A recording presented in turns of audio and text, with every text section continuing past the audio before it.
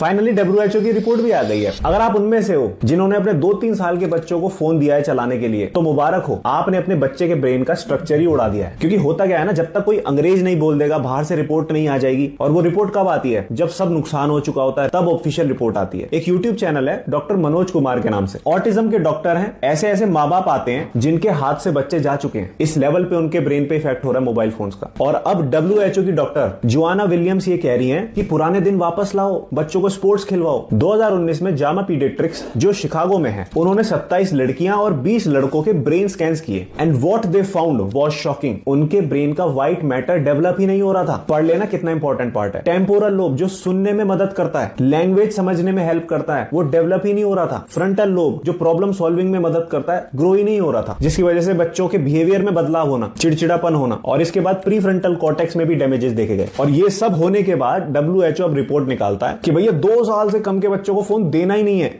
देना ही नहीं है। और वो कहते हैं अगर फोन दिया, लैंग्वेज जो डेवलप करनी है, हेल्थ डेवलपमेंट, आगे चल के दिमाग भी डेवलप नहीं होगा, क्रिटिकल थिंकिंग करना, एक जगह पे ध्यान लगाना, कुछ नहीं होगा। और रिसर्च के अकॉर्डिंग 2 से 3 साल के बच्चे को एक दिन में मिनिमम 1100 वर्ड अपने मुंह से बोलने चाहिए। लेकिन हो क्या रहा है, बच्चा फोन चलाता है, बात तो करता ही नहीं है, कोई आवाज लगा रहा है तो सुनना ही नहीं, अटेंशन भी नहीं है। 5 साल और रुक जाओ, ऐसी ऐसी और रिपोर्ट आने वाली है। ये फोन एडिक्शन पिछले 5 साल से शुरू हुआ है, हैरान हो जाओगे आप। फिर भी कह रहा हूं, मस्ट शेयर वीडियो है।